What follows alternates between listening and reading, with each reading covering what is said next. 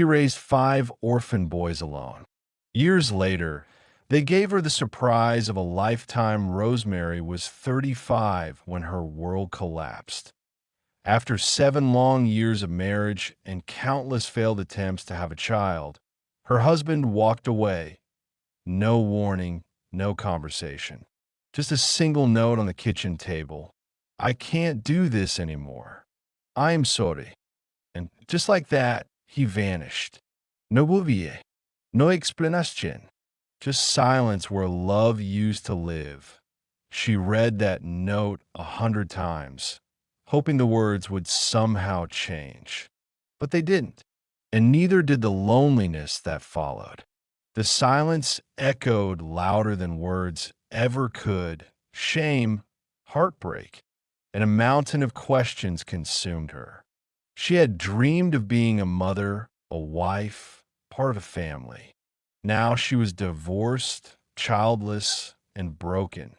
But Rosemary wasn't the kind of woman who stayed down point one afternoon. While volunteering at a child welfare center, her path took a turn. That's when she met 5 boys, brothers, all under 10. They were dressed in mismatched clothes, eyes full of fear and uncertainty. Their parents had died in a fire. No one wanted to take them. Relatives had turned their backs. A social worker said it plainly. They're a package deal no one wants. But Rosemary saw more. She saw herself. Pain, rejection, silence. She couldn't stop thinking about them. That night, she tossed and turned, haunted by the memory of their eyes. She had once longed to be a mother. Maybe, just maybe, this was her second chance. She didn't have much, a modest income, a small house, and no partner to share the burden.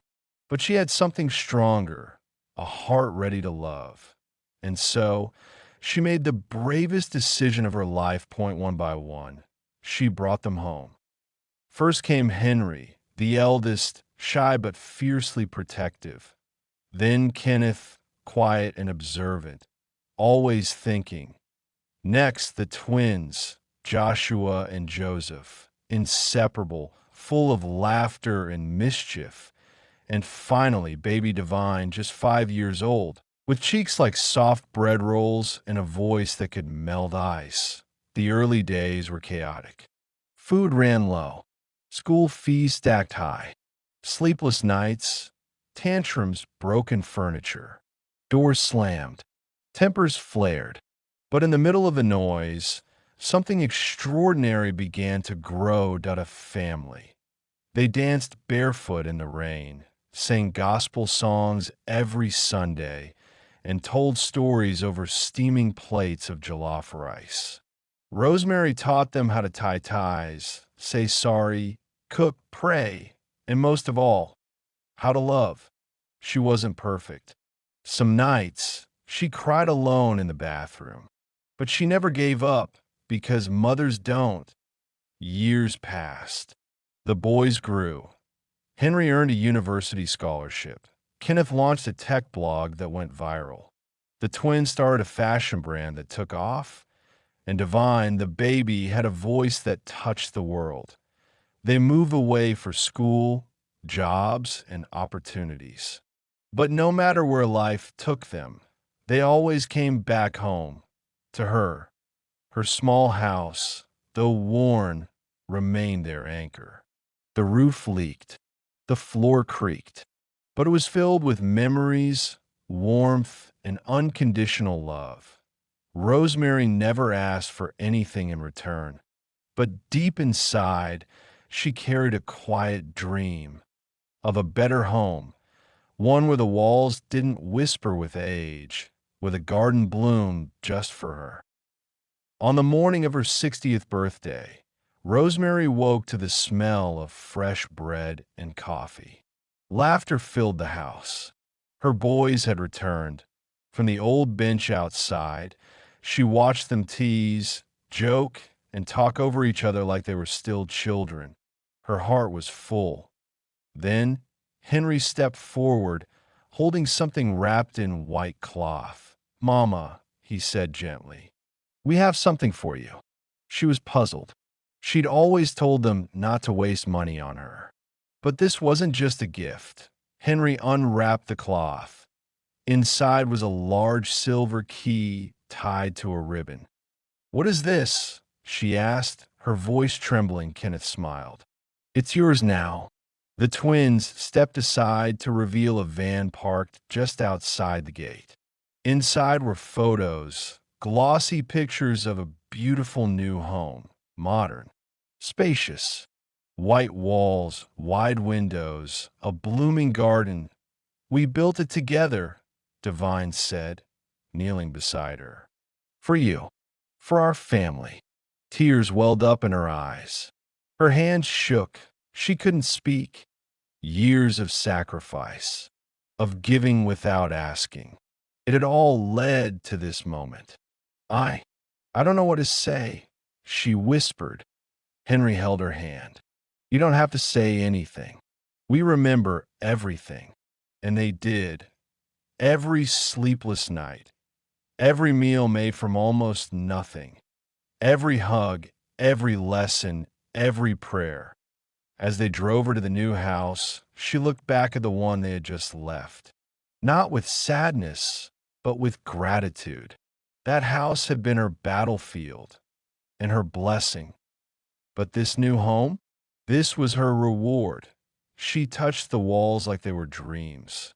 There was a big kitchen for family meals, a wide living room for gatherings, and a garden full of her favorite flowers, roses. Weeks later, there was another surprise. Henry sat beside her on the porch as the sun set. "Mama," he began, "we want to give you one more thing." Kenneth handed her a thick folder. Inside were official documents, sealed, signed at a trust fund built by all 5 of them. Enough for her medical care, travel, and even to start a small business if she wished. "You did this for me?" she asked, barely believing it. "We owe you everything," Henry said. "You gave us life. Now it's our turn to make sure you live it well."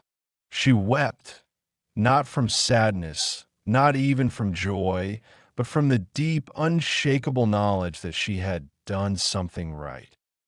Months after her 60th birthday, the unthinkable happened. All 5 boys decided to get married on the same day. One grand celebration. 5 grooms, 5 brides, one unforgettable wedding. IT wasn't just a ceremony. IT was a tribute to the woman who taught them what love really meant.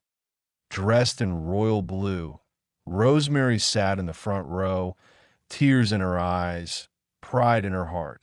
Before the vows were exchanged, the master of ceremonies raised his mic. "Before we celebrate these 5 men, let's honor the queen who raised them." The crowd rose to their feet. Applause thundered. For the first time, strangers called her a queen. Her story went viral. News outlets shared it. A publisher offered to turn it into a book. She smiled. Not for fame, but because her quiet sacrifices had finally found their echo in the world. Every Sunday now, her home fills again, with laughter, children, spilled juice, and toys under the table. Her grandchildren call her Mama Rose. Neighbors call her Mother of Kings. And Rosemary, she calls herself grateful. She didn't get the life she once prayed for. She got something greater. She didn't just adopt 5 boys. She raised 5 kings. If this story touched your heart, don't keep it to yourself. Like, comment, and subscribe for more real-life tales that inspire. Thank you for watching.